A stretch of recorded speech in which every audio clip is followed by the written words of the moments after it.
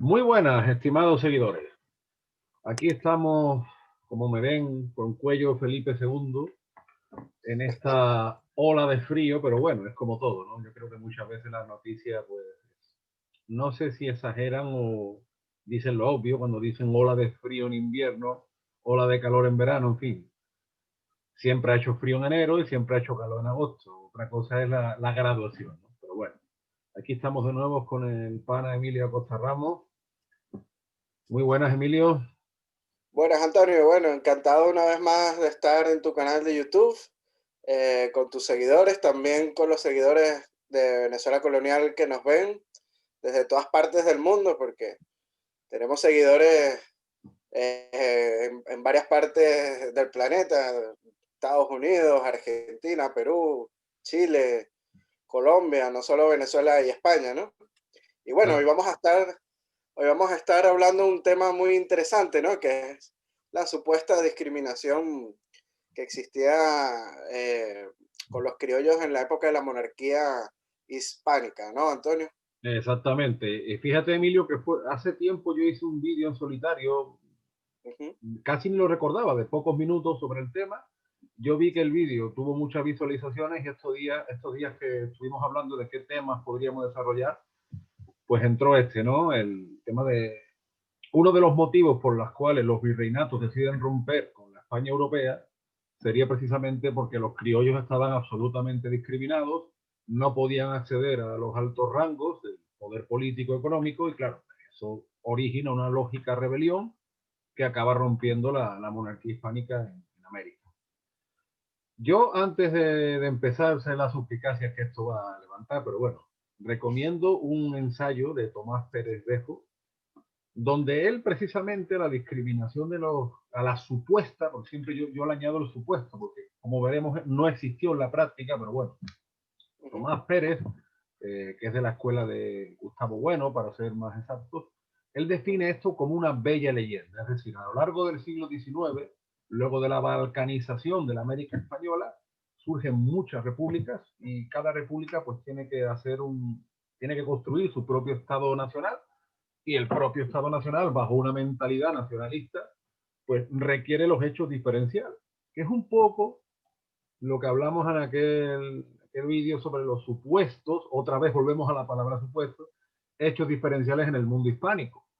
En el mundo hispánico, al contrario de lo que ocurre en Italia o Alemania, porque en Italia o Alemania se crean mitos para unir y nosotros creamos mitos para desunir, porque en la misma España europea veremos que esos mitos que luego desembocan en los separatismos se desarrollan casi en esta época, ¿no? Entonces, claro, es curioso porque quien empieza a desmontar esta mitología no es necesariamente siquiera la historiografía española. Pues claro, algunos dirán, mira, Tomás Pérez, pues claro, es español. No, pero es que José Antonio Pancorbo, que yo tuve el lujo de conocer y de tratar, José Antonio Pancorbo era peruano y desmontó este mito. Pablo Victoria, colombiano, Eh, desmonta este mito. Francisco Núñez del Arco, ecuatoriano, desmonta este mito.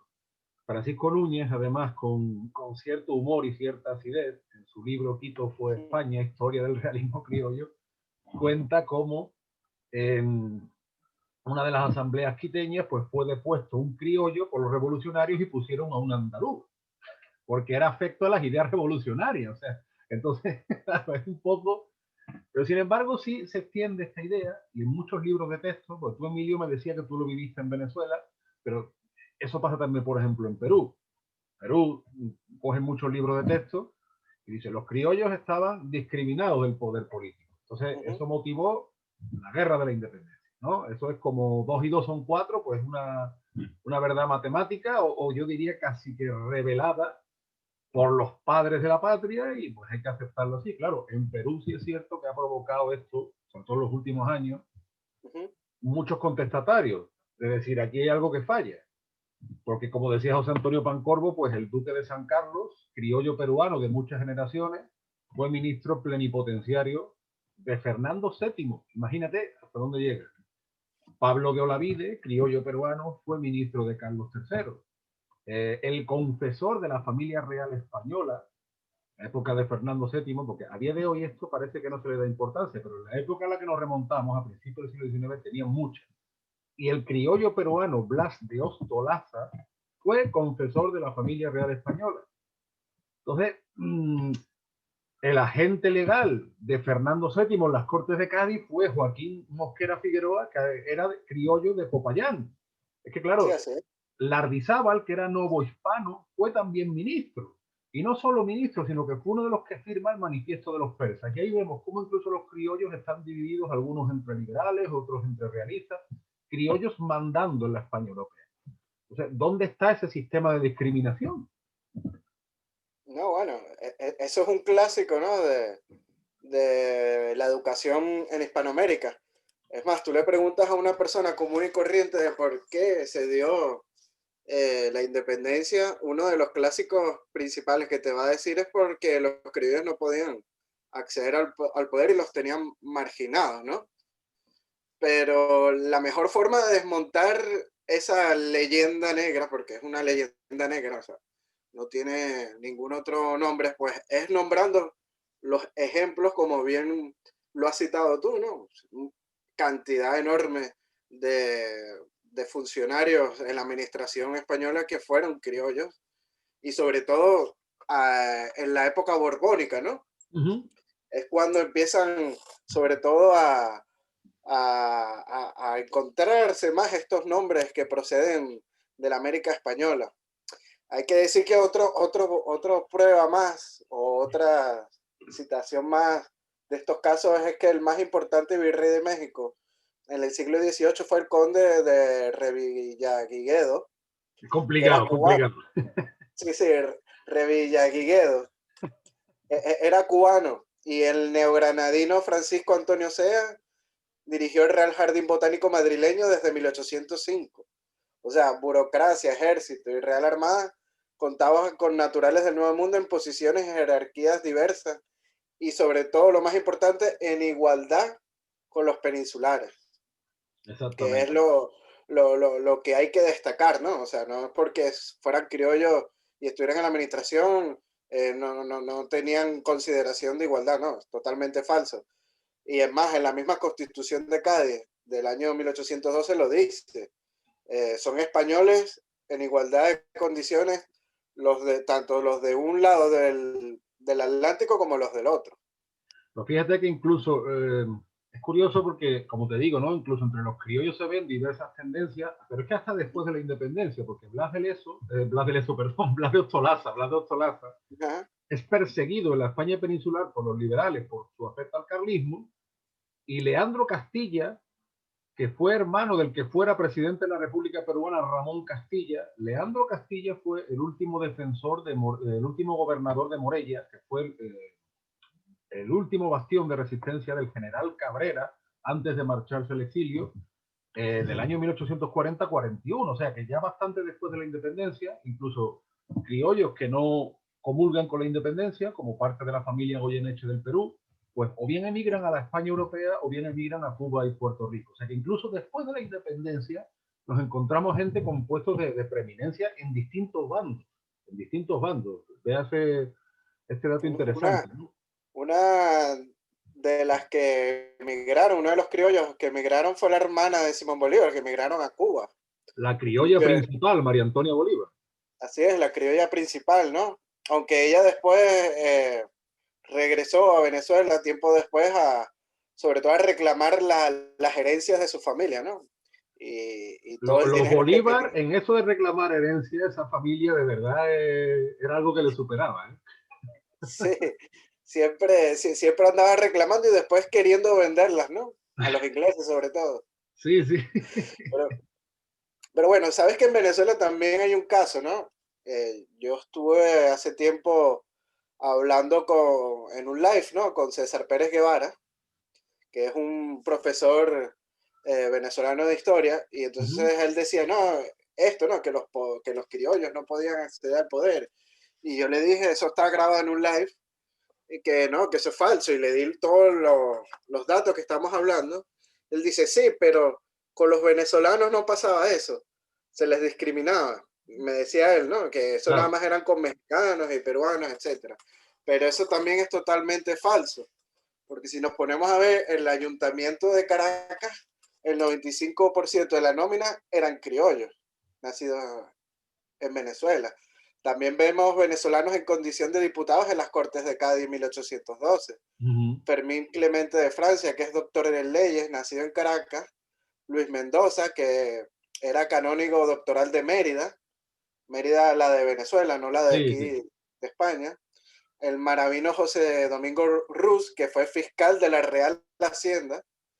El caraqueño Esteban Palacios, que fue consejero de Hacienda, contador general de distribución de la Real Hacienda, ministro del Tribunal de Contaduría Mayor. Y también, si queremos ver los capitanes generales de Venezuela, hay criollos como Fernando Millares González, que fue nacido en Cuba y fue capitán general de Venezuela de 1810 a 1812. O sea que ahí también se cae Claro. esa supuesta discriminación hacia los venezolanos, ¿no? Claro, pero al final, si te fijas, es parte de esa, como dice Tomás Pérez Beja, o sea, bella leyenda, o la leyenda nacionalista que cada nación busca. Entonces, claro, el venezolano puede decir, sí, bueno, a los de Nueva España, a los de Perú, sí, pero a mí no, porque Venezuela era la gran oprimida y por eso Venezuela fue despicente. O sea, al final siempre hay una salida, ¿no?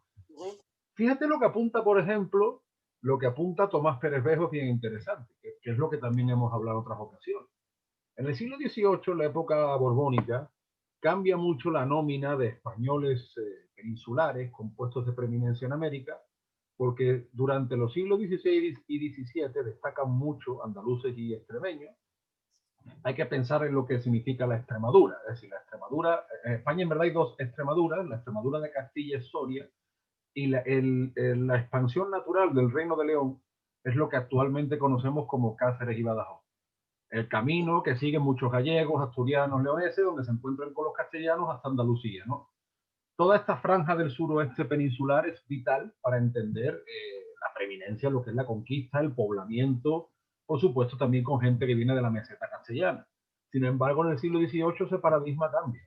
Y cambia porque hay mucha gente de la región del norte, del Cantábrico, vascongados, asturianos, etcétera, etcétera, que ocupan puestos de preeminencia. Entonces, lo que dice Tomás Pérez Beco, en ese caso, no se pudieron sentir discriminados, por ejemplo, andaluces, o lo que hemos hablado, los canarios con la Compañía Guipuzcoana de Caracas, y sin embargo, en el siglo XVIII, pues, me vengo a referir que no por ello se alentó una revuelta independentista, pues qué sé yo, por parte de andaluces, por parte de canarios, ¿no? Curiosamente, en este siglo XVIII la cosa estuvo más tranquila, porque con los Austrias menores, a partir de 1640 sí hay tendencias en la misma península que estuvieron, vamos, que a separación de Portugal, pero que eso, date cuenta que Francia se quedó con el norte de Cataluña, en Andalucía algunos nobles y en Aragón, o sea, en el siglo XVIII, sin embargo, no. Y vemos, como dice Tomás Perevejo, que ya rizando el rizo, dice, bueno, ¿por qué andaluces, canarios, castellanos, por qué no se enfadan, no? Y se sienten discriminados por vascongados y asturianos, por ejemplo. Digo yo, ¿no? A la hora de rizar el rizo, ya puesto. Que por cierto, Pablo Victoria tiene una teoría que hemos hablado antes de esa teoría de que por poner en las administraciones gente, como decía, de Peñaperros para arriba, ¿no? Pero muy para arriba, Pues, estamos hablando del Cantábrico. pero muy para arriba, ya casi que al Golfo de Vizcaya, ¿no? Pues había choque, ¿no? Con los criollos, porque la forma de ser, a lo mejor del andaluz, del extremeño, del canario, pues es mucho más parecida al criollo y a veces había cierto choque, ¿no? En esas formas de ser. Es una de las teorías que dice Pablo Victoria, ¿no? Tú sabes que Ricardo Palma, el escritor peruano, también recoge eso en sus tradiciones peruanas, esas peleas entre andaluces y vascos. Pero claro, porque todo esto, ¿por qué lo sacamos a la palestra? Porque ya puestos a rizar el rizo, y además caemos en un error, y volvemos otra vez con lo mismo, pero es que hay que repetirlo. Cuando se intenta historiar esta parte en como si peninsulares y criollos fueran dos grupos totalmente separados y no hubiera relaciones familiares, relaciones de poder, cuando en pleno siglo XXI vemos en tu tierra canaria, por ejemplo, hoy, no te estoy hablando hace 2 siglos, hoy, como muchas familias, la mitad está en Canarias, la mitad está en Venezuela, la mitad está en Canarias, la mitad está en Puerto Rico. Pues eso ya pasaba, por tanto, el gran error, que no es un error inocente, sino que es un error capcioso, es el tratar a peninsulares e isleños, por un lado, y criollos por otro, como si fueran dos grupos separados por una gran muralla que no se podían ni ver ni se trataban, cuando esto es falso. Esto es rotundamente Bueno, falso. es totalmente falso y es una de las formas propagandísticas que utilizó Simón Bolívar en la Guerra de Independencia. Cuando dictó el decreto de guerra-muerte, pues trató de separar esas clases por origen, ¿no? Los españoles y canarios, contacto a la muerte, ¿no? Eh, Inclusive americanos que no estén de acuerdo con ellos. Pero bueno, es una de las tácticas que siempre nos han utilizado para desunirnos desde tiempos ya pasados, como hemos dicho. El propio Simón Bolívar lo utilizó como un arma, ¿no? Claro, y luego uno investiga incluso en próceres de la independencia, como Miranda, o Francisco Miranda en Venezuela, José de San Martín en Río de la Plata. José de San Martín, su vida le había pasado a la España peninsular. O sea, su familia estaba repartida desde Palencia hasta Málaga. Él había hecho carrera en el ejército español, más de 20 años soldado español. Entonces, ¿dónde está ahí la discriminación?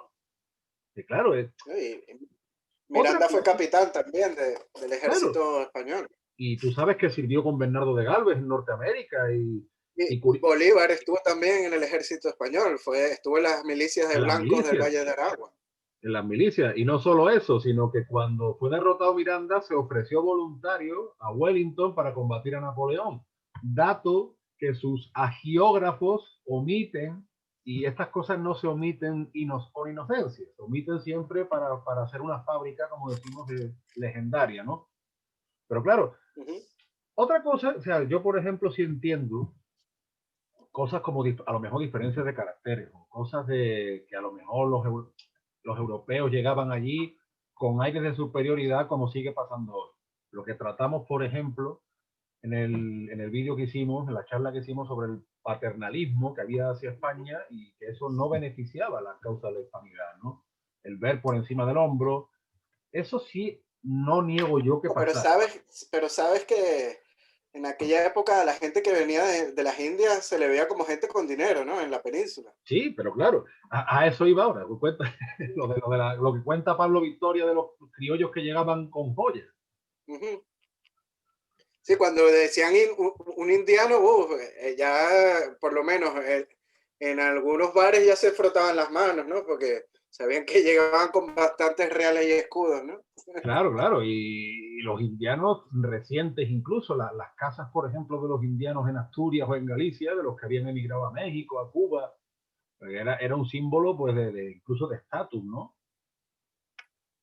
Exacto, o sea, que a lo mejor sí habrá existido algún aire de superioridad, no digo que no, si pasa hoy en día, ¿no? Pero Claro, también hay que decir que en aquella época pues también los indianos se le veía de buena manera, ¿no?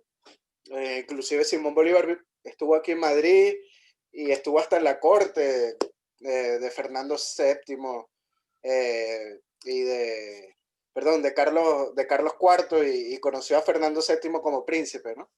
claro, Pero bueno, es que claro, por eso te digo, al final tú sacas datos concretos y el tema de la discriminación es que se te queda en leyenda, porque también hay una cosa que dicen en el momento de la formación de las juntas, de la guerra contra Napoleón, en el desorden absoluto que había en la península, que no se les permite a los criollos formar juntas.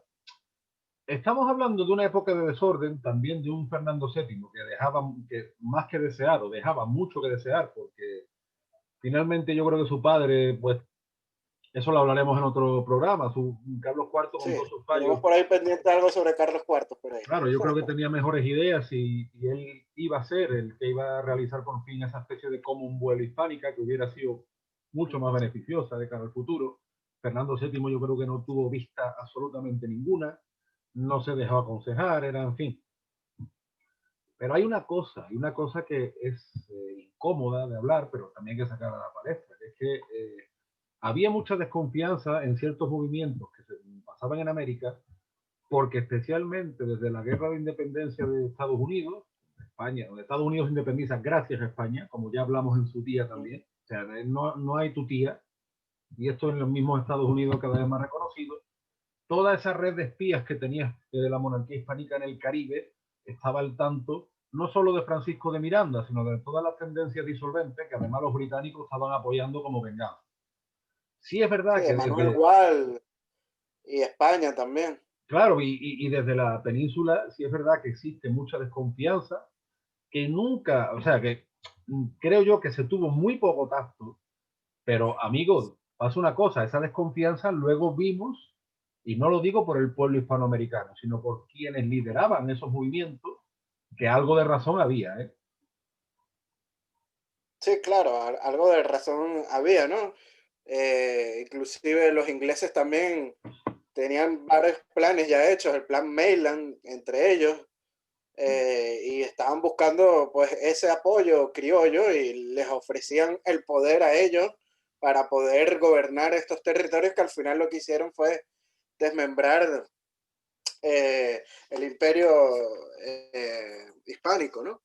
Pero bueno, volviendo un poco también al tema principal de esta supuesta discriminación, a mí me gusta y me encanta citar con pruebas, ¿no? Y Claro, vamos a hablar de los virreyes, Antonio, ¿qué te parece? hombre, me Eh, parece que es la puntilla, el remate de la faena. es la puntilla, que el virrey es el representante del rey en América, o sea, es el cargo más alto que podría haber en la América española, y hay muchísimos casos de criollos virreyes.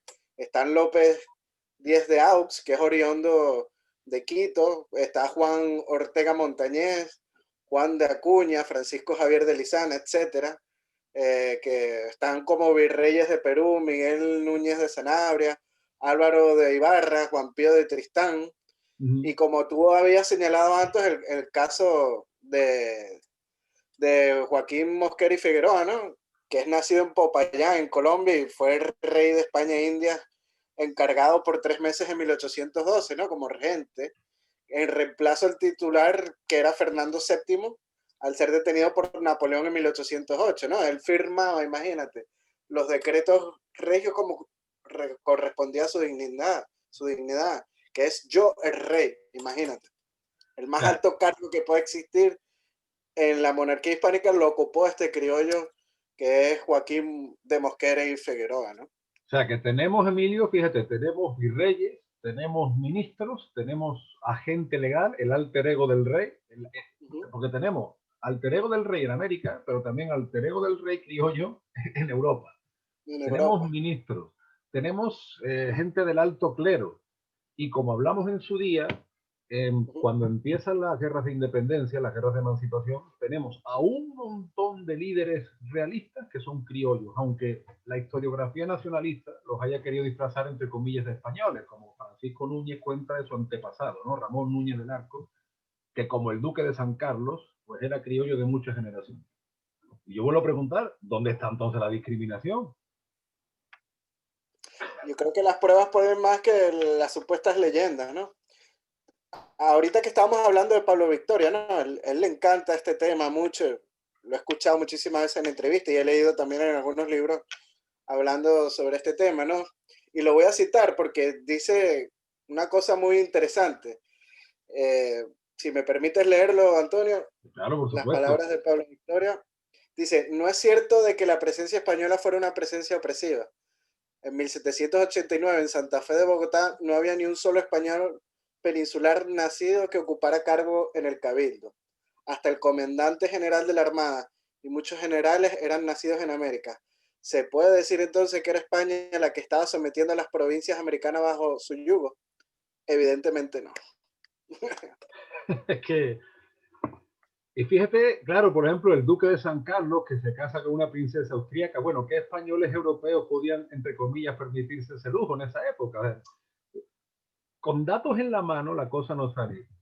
Y también pasa una cosa, cuando uno da datos, muchas veces hay quien se mosquea y dice, claro, volvemos a lo mismo, ¿no? Esa es la leyenda rosa española, pero es que aquí no ha habido leyenda rosa española. O es más, si la ha habido, es muy minoritaria y ha tenido muy poco eco, porque lo que sí ha habido es una leyenda rosa nacionalista durante 200 años, que al final es lo que dice Francisco Núñez del Arco, se sataniza el siglo XVIII, ¿no? Hispano-borbónico.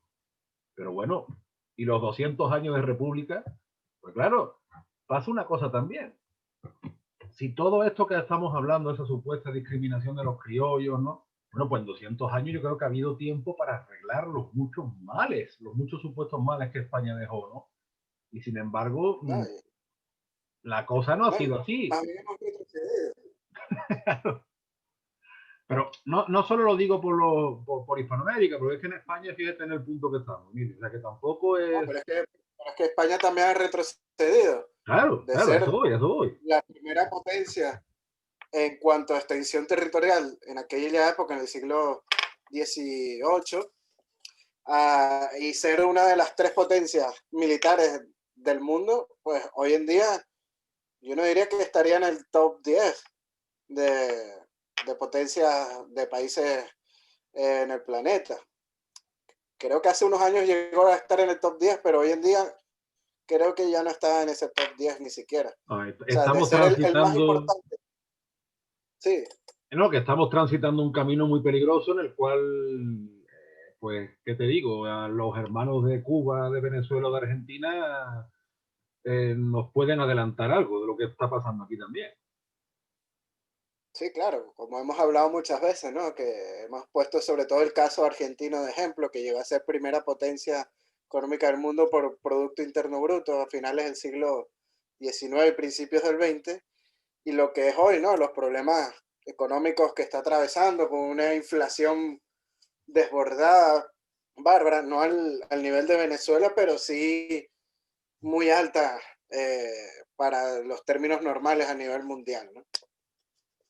Pues sí, no, yo vuelvo a insistir en ese particular. Esto no es un. Nosotros no estamos aquí enarbolando un nacionalismo español, no estamos enarbolando una leyenda rosa española, sino precisamente al contrario, reconocer nuestros errores y que la desunión, y más en los tiempos de esta loca globalización que corre, pues no nos ha traído nada bueno y que podemos aprender precisamente de esos errores del pasado, dejar las propagandas que no nos sirven, a nosotros tampoco. Yo no estoy haciendo aquí propaganda a Fernando VII, a mí me parece un sujeto absolutamente indigno, un tipo que le dio el toisón de oro a Wellington, que Wellington no era ni católico siquiera, y no solo eso, sino que me parece un hipócrita porque lo mismo que decía solidarizarse con España, estaba mandando soldados a Bolívar. Luego, la espada de Francisco I, que fue derrotado, el rey francés, que fue derrotado en Pavía, se la dio Francia. O sea, no es eso, no es esa la vaina, como se dice, ¿no? Nosotros precisamente lo que queremos es desterrar todo tipo de propaganda que además nos hace daño a todos. Y situarnos en este siglo XXI porque la avalancha que se nos está viniendo contra todos los pueblos de la hispanidad es muy grande. Y si seguimos con estas mentalidades estrechas, con estas leyendas, que Tomás Pérez Vejo dice bella leyenda, para mí no es tan bella, pero entiendo el punto que él le quiere dar, como brillante historiador que es, pues precisamente es eso, ¿no, Emilio? Es desterrar estos tópicos y construir un futuro entre todos, no nosotros de acá para allá, porque esa idea está mal. Sí, no, y el mismo Arturo Uslar Pietri, ¿no? Lo decía, ¿no? Que había que buscar una unión entre el mundo hispánico, que somos una familia vasta, numerosa y dispersa, ¿no? Los pueblos de redes hispánicas y que tal vez por el hecho de estar incorporadas dentro de nuestra situación existencial, pues la advertimos muy poco porque vivimos separados, cada quien por su lado y no nos damos cuenta de ese potencial que pudiéramos tener unidos todos juntos en una misma dirección. Claro, y la propaganda muchas veces hace mucho daño, porque si a ti te meten en la cabeza, pues que España es la culpable de todo, pues cómo vas a querer, digamos, siquiera tener relaciones con España, ¿no? O si a ti te venden eso, si a ti te venden en España, pues que Hispanoamérica es un lugar lejano, exótico, pues qué relación vas a querer tú con Hispanoamérica. Al final forma parte de todo O lo mismo, atrasado. o atrasado, Uh -huh, o que allí la gente, pues no sé, vive en los árboles, ¿sabes? Cosa totalmente irreal, ¿no? uh -huh. Y al final todo, si te fijas, está en malas comprensiones y en malas intenciones que se ha hecho sobre la historia, sobre una historia que además no ha salido bien. O sea, porque si tú dijeras, mira, la ruptura de la monarquía hispánica pues nos trajo una paz, una prosperidad, una estabilidad. Luego ves que lo que nos trajo fue un montón de estados satélites, incluyendo El Estado español en el siglo XIX fue un desastre, donde además los británicos metieron la mano Y ojo, que les dio la gana. Que quieren balcanizar a lo que queda del Estado español. Pero claro, y eso además es la continuación de todo lo que se elaboró con el Plan Maitland y con el, como dice Francisco Núñez del Arco, con el plan para humillar a España que viene del siglo XVIII. Ahora viene una especie de solución final contra España, ¿no? Es así, y tenemos que siempre aportar nuestro grano y que la gente pues pueda darse cuenta de que son muchos los intereses que no quieren que nos unamos y echemos para adelante como naciones, ¿no? No estamos buscando tampoco el regreso del Imperio Español ni nada de eso, sino más bien una mancomunidad de naciones en la cual pues luchemos por nuestros intereses económicos y culturales y sociales y defendernos pues de estos polos, por llamarlo de alguna manera, que siempre están luchando más bien por ellos tener el poder, como puede ser el polo de los países anglosajones o los francófonos o los asiáticos, por decirlo de alguna manera. Sí, ahí está la vaina. Por eso, ahora que concretamos en lo que fue la historia de los criollos, sobre todo hasta principios del 19, siéntanse orgullosos porque hubo virreyes criollos, hubo confesores de la familia real criollos, hubo agentes legales criollos, soldados criollos, gente en todo puesto de responsabilidad y poder en un ente orgánico como fue la monarquía hispánica, pues que se rompió. Como dice Emilio, no queremos volver al pasado porque eso no existe, pero sí comprendernos mejor para así llegar a un mayor entendimiento y teniendo conciencia, tendremos más amor y sabremos mejor transitar el camino que nos corresponde ante el mundo por nuestro gran bagaje histórico, repito, compartir. No estoy diciendo solo de España hacia América, sino también de América hacia España, porque España también le debe muchísimo a América. Así es, Antonio. En la unión está la fuerza, Utraque uno. Utracue 1. Sí, señor, y Plus Ultra. Pues nada, vamos terminando esta charla, que yo creo que da mucha enjundia. Como hablaba con Emilio estos días, pues tenemos ahí varias pendientes. Queremos hacer también uno sobre Carlos IV, en fin, sobre las luces y las sombras de su reinado y sobre algunos temas que tenemos ahí que poco a poco pues iremos sacando a la palestra sin prisa pero sin pausa y así iremos calentando esta ola de frío. Sobre todo aquí en Madrid, que está todo nevado. A ver si Sí. se derrite la nieve una vez. ¿Y tú acostumbrado al clima de allí de Venezuela o de Canarias, Emilio? Un tropical en medio de la nieve. Está la vaina dura. Dura, dura, pero bueno, aguantando frío, no queda de otra. Así es, así es. Pues nada, Emilio, muchas gracias por tu presencia, siempre es un placer. No se olviden de visitar su canal, que ahora en Facebook, Emilio, he visto que estáis como Capitanía General de Venezuela, ¿no? Sí, porque bueno, es un poco cansón a veces explicar la palabra colonial desde el punto de vista hispánico, que no tiene nada que ver con la anglosajona, que es más bien sobrepoblamiento. Entonces, como en Facebook, pues se han puesto un poco cansones, decidimos cambiar el nombre ya para no tener ese problema. Pero bueno, también le digo a los seguidores de Venezuela Colonial que sigan a Antonio tanto en su canal de YouTube como también en Facebook, que está como Antonio Moreno Ruiz, escritor, y en Twitter, un andaluz indiano, ¿no? Así es, así es. Emilio, pero en YouTube seguís estando como, no recuerdo ahora, como Venezuela Colonial, en Sí, YouTube. no, en el resto de redes sociales estamos como Venezuela Venezuela Colonial, Colonial. Vale, vale. tanto en YouTube como en Instagram. De hecho, en Facebook tú pones Venezuela Colonial y te va a seguir apareciendo la página. Claro, lo único que, claro, va a salir el nombre de Capitanía General de Venezuela. Vale, vale, vale. Perfecto. Pues nada, Emilio, un fuerte abrazo y pronto volvemos. Hasta pronto. Un abrazo hasta Sevilla. Chao, chao. Adiós.